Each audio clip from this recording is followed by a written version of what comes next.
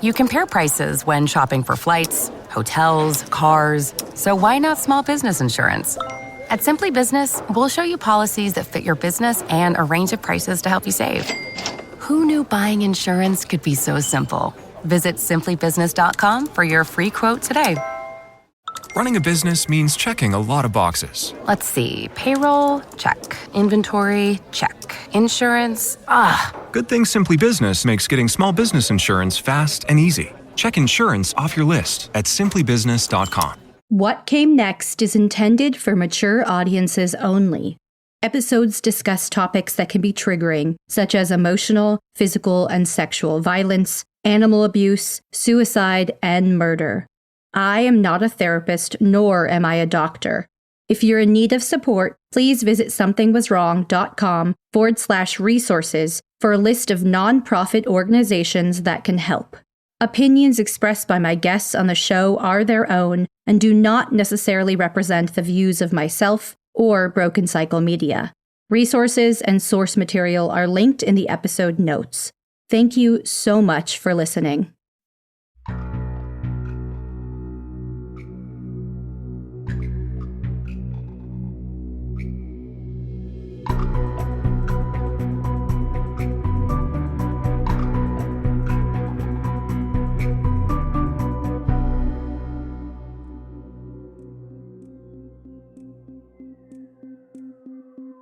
As we shared in part 1 of the Something Was Wrong Season 14 updates, Season 14 of Something Was Wrong began airing on October 20th, 2022, and the last episode aired on January 3rd, 2023. The season highlighted the narratives of Kaylan, Melissa, and Sara, and their very toxic, abusive relationships with a man named Jake, as well as the abuse their children faced at his hands. As the season progressed, it included several accounts from other victims and acquaintances of Jake's as well. Jake continued to leverage his professional connections in the media to add validity to his dating presence, and in turn, victimized over 40 women in and around the Seattle area. On December 13th, 2022, the guests of Season 14 also participated in a Something Was Wrong live event with Tiffany, on which they discussed the impact of the season and answered some listeners' questions. 1 week later, a petition was created to call for Jake to face criminal accountability. And despite the fact that less than a year has passed since its release, quite a lot has happened since.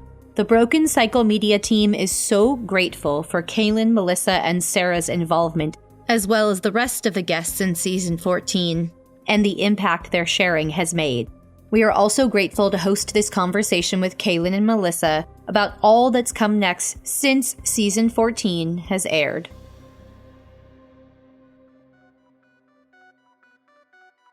One of the amazing things that came out of these women sharing their stories beyond finding more survivors was seeing the reaction to the petition and how many signatures that we got. 31,642 as of today. And we started it on December 21st, 2022. I just think that's fantastic from a supporting the survivors standpoint. I just thought it was really rewarding for survivors to see that support. The judge had said initially, yeah, he is dangerous to you. That's why they gave me a restraining order. But they said that he was not a danger to Emerson. It is so backwards. These judges, there should be a continuing education for them around personality disorders, abuse, domestic violence.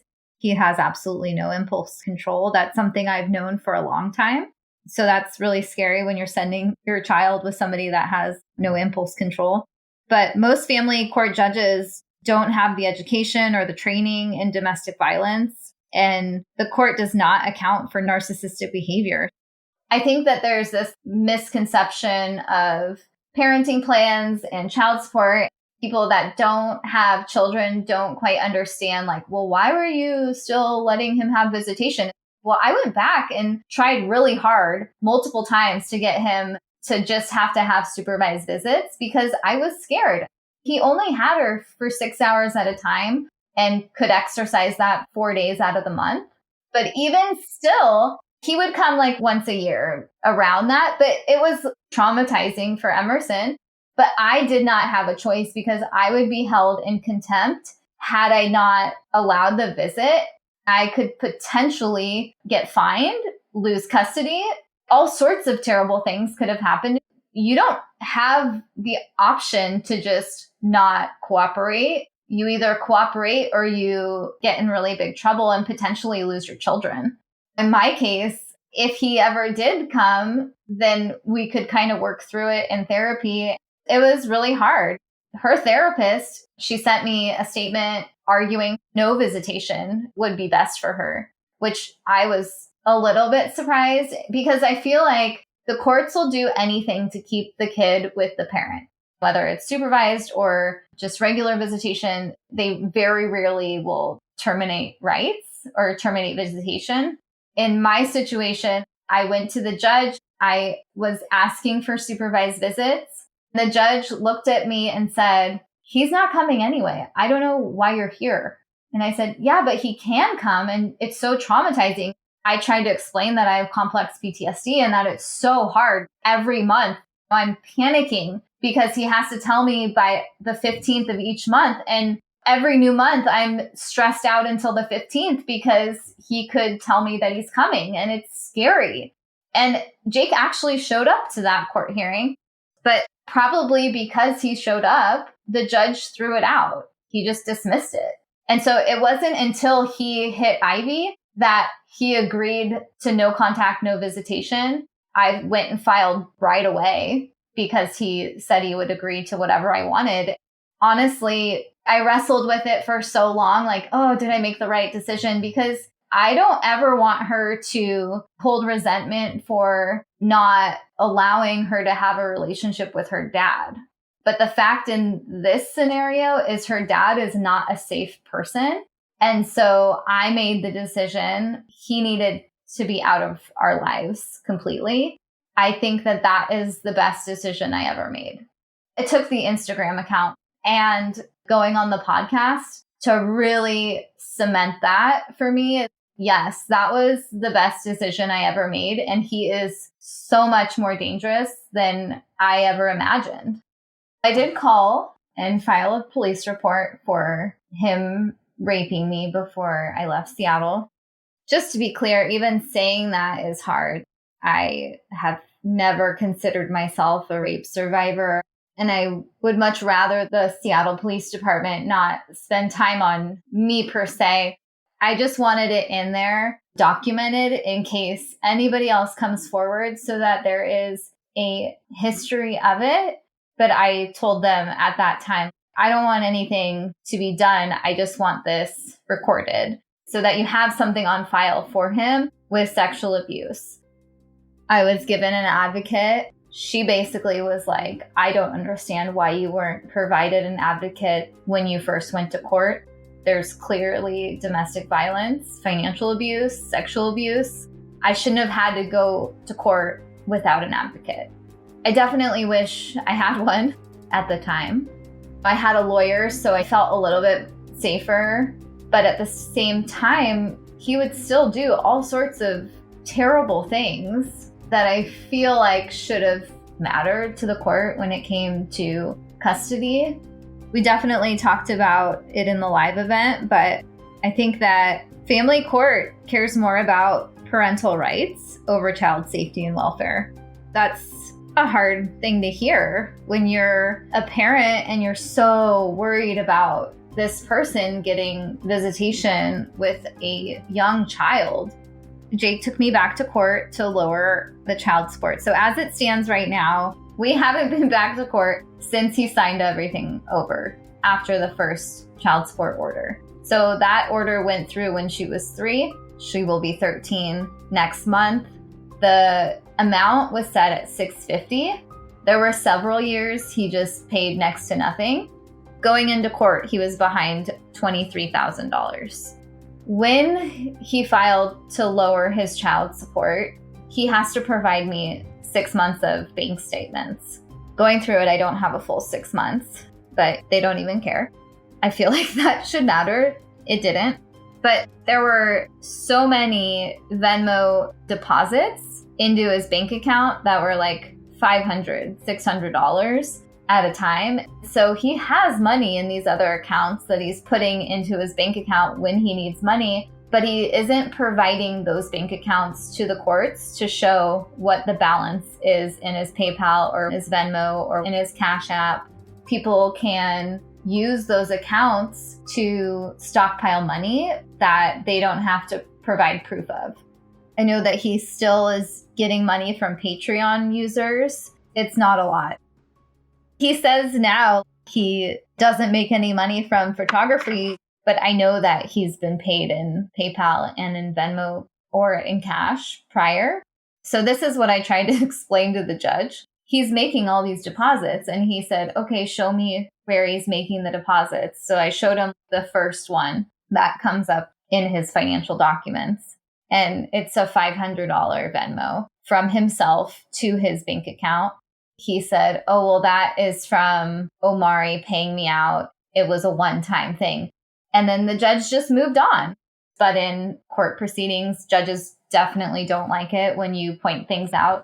So it's one of those things where you have to tread lightly. The prosecutor for the state, she came out with a really strong opening argument that I really thought that they were going to not lower my child support and or impute him at the gross median because there is financial abuse. And she said that there is a history of it. So I naively assumed they will take this into consideration. This is where he's like, I wear the same brand of clothing and shoes quite literally for everything, except for socks and underwear. These are the purchases you will see from North Face Outlet. I also get outdoor gear here as well and camping needs. I am outdoors a lot. I walk about 7 to 8 miles per day and have found over the years that the shoes from this brand are the most comfortable for my feet, especially since they're a large size and not commonly found. My reason behind purchasing these from this brand is their products are made from recycled clothing and they fit more of my athletic and explorative nature. I can't comfortably do my job, my walking, and my hiking in jeans. In doing so, I help do a small part to be a conservationalist towards our planet. Are you joking me? You're telling me that you had to spend $500 a month at North Face because you have to buy clothes from there. However, when it comes to my child, there were times before I was married to my husband and I was a single mom that I could barely feed us. And here he's like, this is why I can spend $500 a month. I'm saving the planet. Come on. That's his justification for spending $500 month after month at North Face, because he's helping the planet. Or he can't take better jobs because it interferes with his exercise routine. Before we went to court, he was working with the contempt team where he needed to pay X amount of dollars each month for all the kids. It was just like one lump sum of child support so that he didn't go to jail. That was $700. And that wasn't something that we all agreed on. It was something that they agreed on with him without us. This is after he's posted online, I've made more this year than I've ever made. And it's like, okay, then why aren't they making you pay your full amount in child support? So when we went back to court for him to lower my child support, the prosecutor, she did come at him pretty hard. It felt good to have all this in public record, what his history is. She said that he's been working with the child support contempt team, that he's been making regular payments with them. But when she reviewed our whole history, that his payments were very infrequent and he rarely paid the full amount. She brought up that the approximate debt for just my case was $23,000. She brought up how difficult it is to assess his income because he does freelance work and jumps from project to project. He never sticks with the same thing for a long term. He's had a photography business, a marketing and production business. He sells things on Craigslist, and he was a hairstylist. And at that time, he was choosing not to pursue that. She said that he appears to prefer jobs where garnishment is a challenge or completely unavailable. The prosecutor said, "We do have some history in this case of financial abuse and manipulation that should be taken into consideration." She also said that there's a history of him living off one girlfriend after another, and has been extremely selective in the work that he does. All of these things the state currently considers to be a luxury. In this case, the state's position is when you are legally responsible for supporting a child, your first obligation is to get steady money in the door. It really is a luxury that few people can afford to make sure that their job fits all of their needs, making sure that they are happy and that they're being creatively stimulated. The father is creating a pattern of not entirely evading child support, but evading the full payment of child support. After her opening argument, she did say she was hoping this would create special circumstances so that even if they went with the lower amount, which was $421, so from $650 to $421, that he would have to pay an additional amount to go to the back amount because it was so large. So we go through the whole court proceeding. It's quite a while. We both have our cameras on so we can see each other. That was uncomfortable because I obviously don't want him to see me. He basically blamed Melissa and I for ruining his life. He did bring up that he lives with his girlfriend and their son. With that said, I worry that son is potentially in danger of his temper. In the final orders, the official judgment is they lowered it to $421 from $650, but he has to pay an additional $150 each month that goes toward the back amount. I think the prosecutor wasn't fully aware that this is not possible for it to go to me alone. So I see $77 of it, and the rest of it goes to Melissa and the other mom. The court took judicial notice of the fact that the father owes excessive $23,000 in back child support, in this case alone.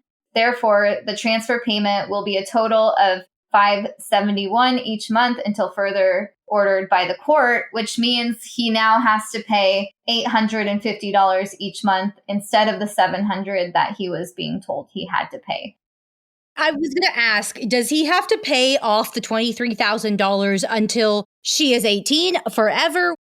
It's actually forever. He has to pay because he agreed to waive. Normally, it would be until they graduate from high school. But in order for him to get his passport, he said, I'll pay until whenever, so long as I can get my passport.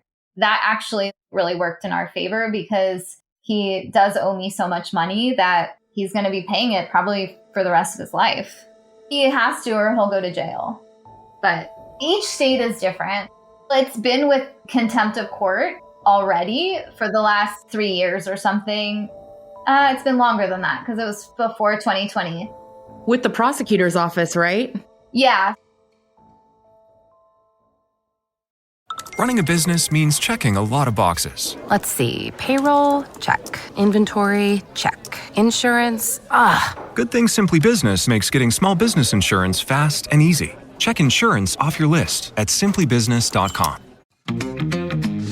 Hey there, True Crime Podcast fans. It's Patrick and Jillian from True Crime Obsessed. Each week on TCO, we recap a true crime documentary everyone's talking about, and we do it with heart, sass, and just the right amount of humor. So if you like the kind of podcast where two good friends chat about a case in a thoughtful way that centers the victims, you really got to check us out. Yeah, we cover the well-known cases that you hear about in the news and the underreported cases that desperately need more attention. For almost 9 years, we've been one of the most popular true crime podcasts out there. We have over 30,000 five-star reviews on Apple Podcasts, and our brand new YouTube channel has over 50,000 subscribers watching our full-length video episodes too. So find and subscribe True Crime Obsessed wherever you get your podcasts.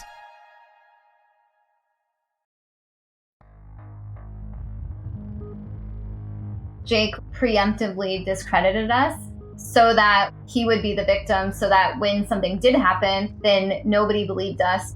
One of the unfortunate truths is abusers often hide pretending to be the victim. I think that's one of the things that kept Kaylan and I so silent for so many years. He preemptively had made himself out to be the victim. We all had the narratives attached to us. Kaylan was the bitter, crazy ex. I was the obsessed stalker. Mimi was the abuser. He had these narratives to who we were, and he preemptively convinced everyone that he was a victim of us, so that if we did go to them and tell them the truth, they think we're the abuser and they think he's a victim. I think in a way that it's a hard conversation to have because those people believed that he was a victim and they didn't question him. I don't know the right way to have that conversation, but the truth is that sometimes abusers do hide as victims, and it's another way that they further victimize their true victims. I think that would be a good leeway into the MXPX stuff because it's exactly what Jake did. He played himself to be the victim to so many different people that we stopped even trying to speak out. In his court statement with Kaylan's child support stuff, he actually talked about how we've had this decade-long campaign against him. I kind of laughed at that because Kaylan and I, for the most part, we never spoke out publicly against him. The Instagram was the first time that we publicly shared our stories.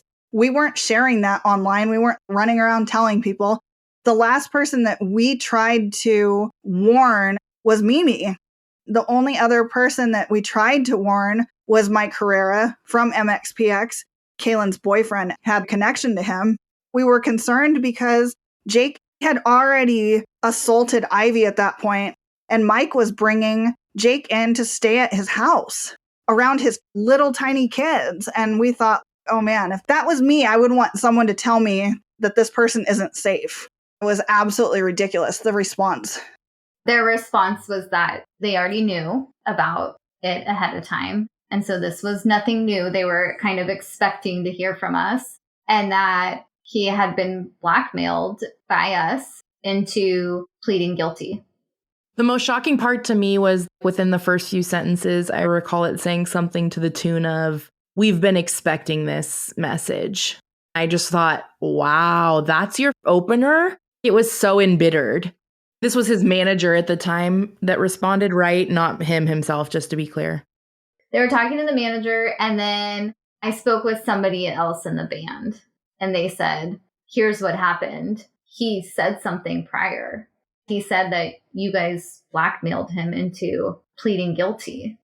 And he feared for his life. He framed it as he didn't even commit the crime, that one of us actually hit her and we framed him. And I was like, that's the craziest shit I've ever heard. And I sent them all of the court paperwork. He said he was going to show the rest of them. But Jake still was around. Mike Herrera has never, ever come forward and said anything about Jake, ever. Or responded to my request for comment, to be clear. I did reach out to him and he did not respond. But I think it shows what he would do. Preemptively discredit us or say that I was crazy or I'm just mad because he cheated on me and got somebody else pregnant. No, I'm concerned that you're going to do what you did to me to somebody else. Or I'm concerned that you're going to hurt another child. I just think it's one of those things where it keeps the actual person that's been abused or the victim quiet because they learn really quick that if they say something, they're not going to be believed because that person has already come up with a story ahead of time. One tactic that I recently learned about that a lot of narcissists, especially coercive narcissists or abusers, use is called DARVO. And it means deny, attack, reverse, victim, and offender. Jake loves this.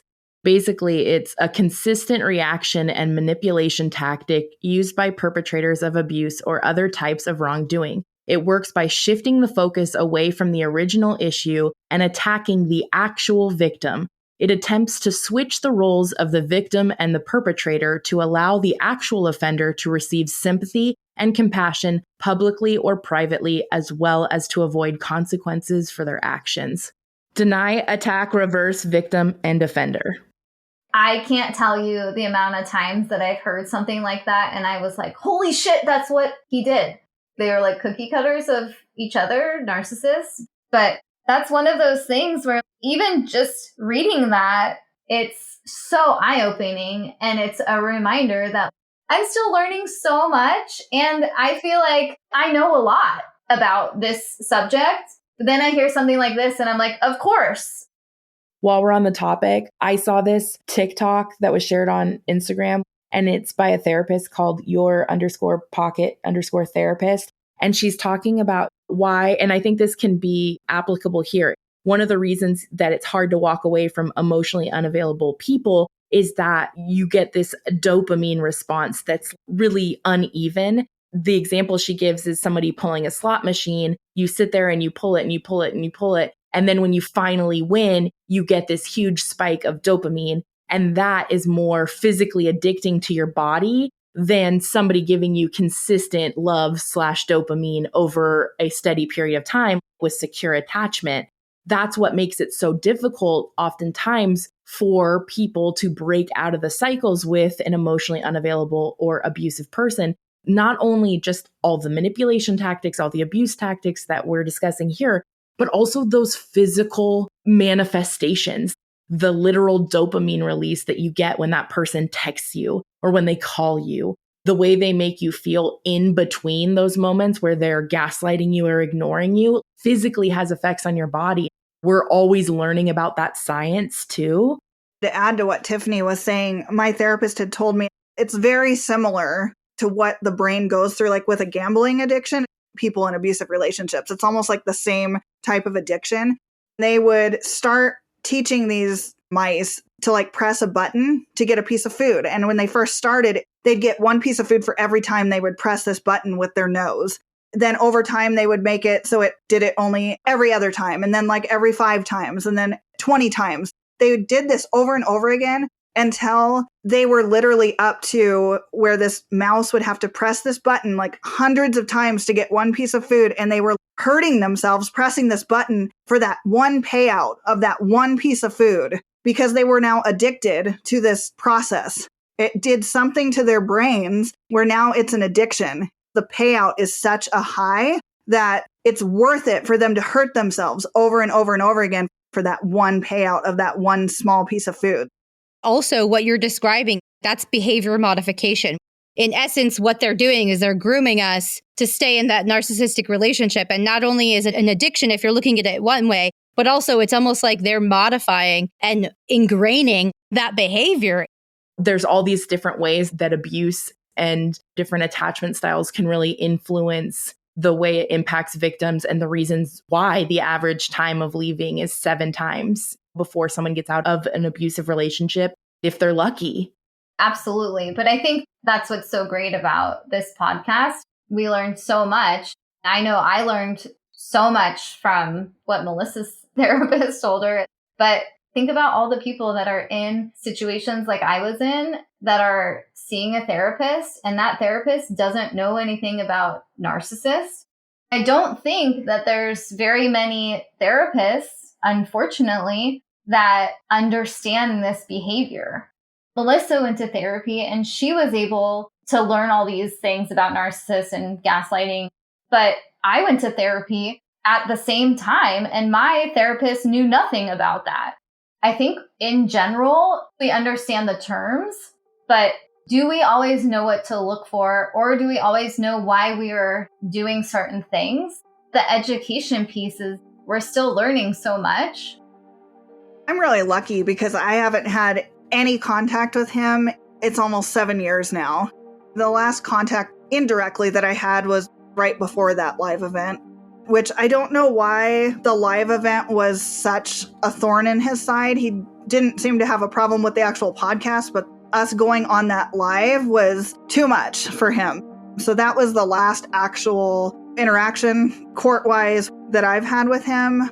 I did want to talk about that we have had more people reach out to us since the podcast aired.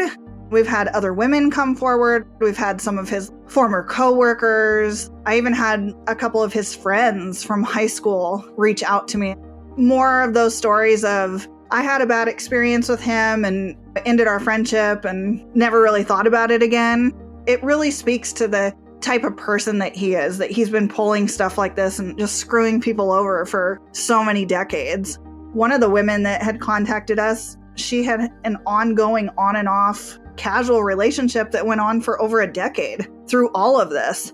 So we kind of know that there's still probably so many women out there that we probably will never even know about. I can't even imagine the scope of how far his reach was, but I'm just thankful that the information is out there now. We don't have to continue to tell our stories over and over again. It's out there. He can't run from it. He can't hide from it. You Google him, all of this comes up.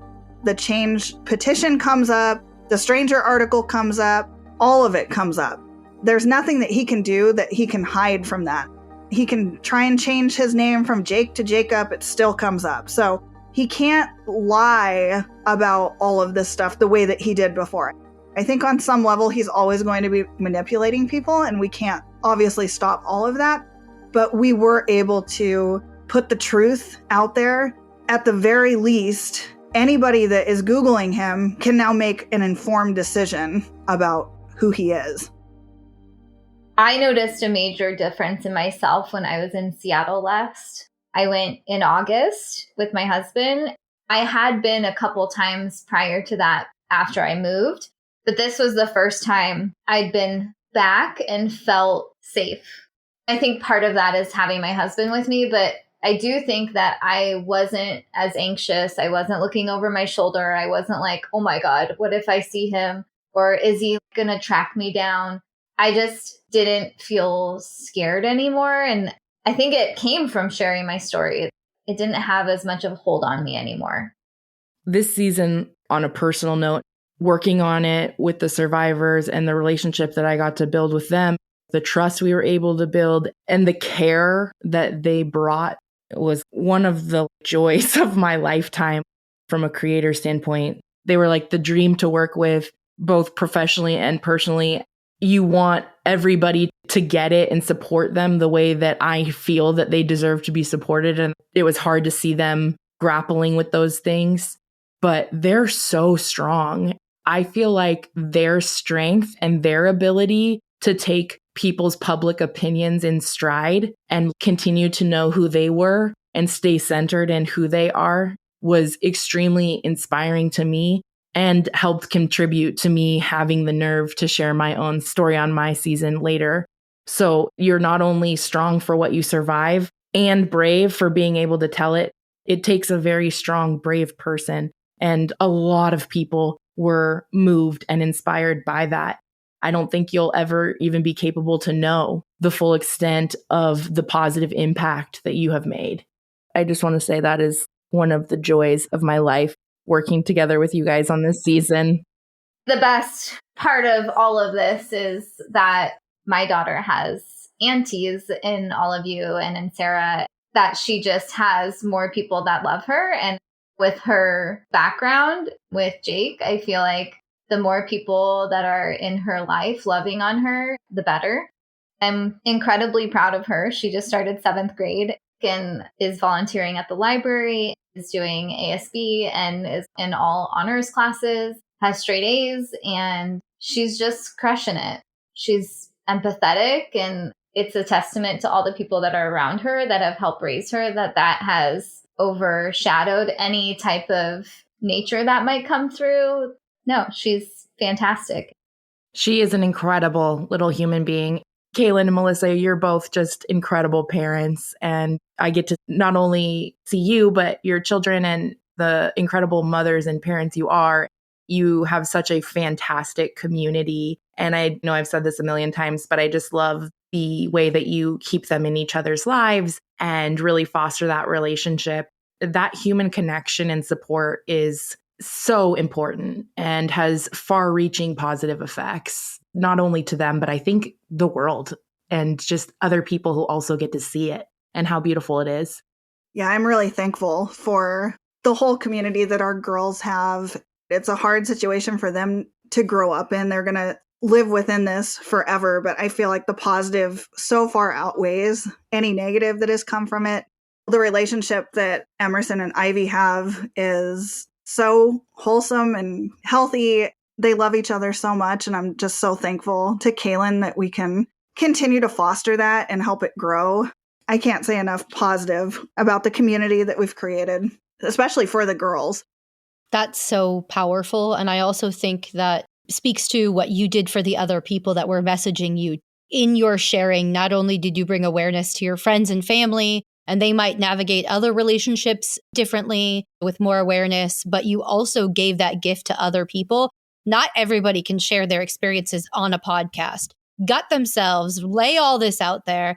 Those people messaging you, that was their liberation in sharing. Look how much freedom you've caused in that.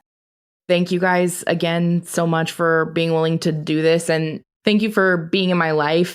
One of the greatest things about being able to share my own story after doing the season with y'all was being able to receive y'all's love and support, whether it be seeing you guys in person and you sharing a kind word or sending me a text message, or Sara, she couldn't be with us today due to her busy work schedule. Shout out to Sara. She'd send me a text just checking on me throughout the season. It means an incredible amount to me. And I know Amy's gotten to get together in person, and y'all are now friends as well. And it's a really, really beautiful perk of a very shitty, traumatic situation. I just feel incredibly blessed to have y'all in my life. Honored still to this day that you trusted me to do this with you. I'm going to get emotional, but I recently saw those street interviews that you see on Instagram, and it was this street interviewer asking this random dude, what's the weirdest thing that happened to you? And it was this young kid, and he had had a traumatic brain injury of some kind, and he was in a coma. He literally died for several minutes and came back to life. And he's like 26 years old. And this guy's like, wow, totally caught off guard. And he's like, can you explain to people who have never experienced it what happened to you when you died?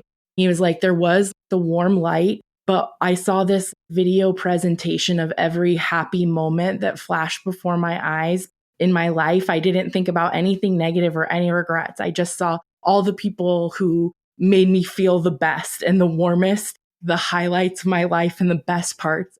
And you guys are a part of that. I truly mean that in the most genuine way. I just think what you have done, not only for me, but the universe, is very significant. There's not enough thank yous in the world. I think that we all feel the same. Really grateful that we were able to accomplish what we set out for, and we couldn't have done that without you. It's a privilege. You guys are amazing people, and it's just wild that something so shitty can bring also so much joy too. And it's just a surprising benefit of this process. Absolutely. And I want to say thank you, ladies, for trusting Tiffany so deeply that you would trust me to then open this wound again. You are deeply appreciated. I've loved getting to know both of you and the kids and the dogs. Thank you for having us on and giving us an opportunity to further educate and talk about the things that are important to us. We're both just so grateful for being given a platform that we could have shared, and just hoping that that could reach anybody that it needed to. Thank you to both of you. For more Something Was Wrong updates and other impactful survivor interviews, please head to What Came Next, wherever you listen to podcasts. What Came Next is a Broken Cycle Media production, co-produced by Amy B. Chesler and Tiffany Reese.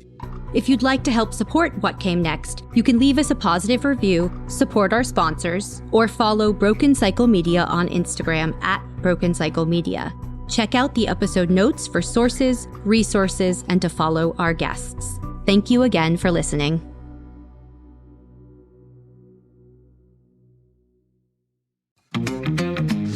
Hey there, True Crime Podcast fans. It's Patrick and Jillian from True Crime Obsessed. Each week on TCO, we recap a true crime documentary everyone's talking about, and we do it with heart, sass, and just the right amount of humor. So if you like the kind of podcast where two good friends chat about a case in a thoughtful way that centers the victims, you really got to check us out. Yeah, we cover the well-known cases that you hear about in the news and the underreported cases that desperately need more attention. For almost 9 years, we've been one of the most popular true crime podcasts out there. We have over 30,000 five-star reviews on Apple Podcasts, and our brand new YouTube channel has over 50,000 subscribers watching our full-length video episodes too. So find and subscribe True Crime Obsessed wherever you get your podcasts.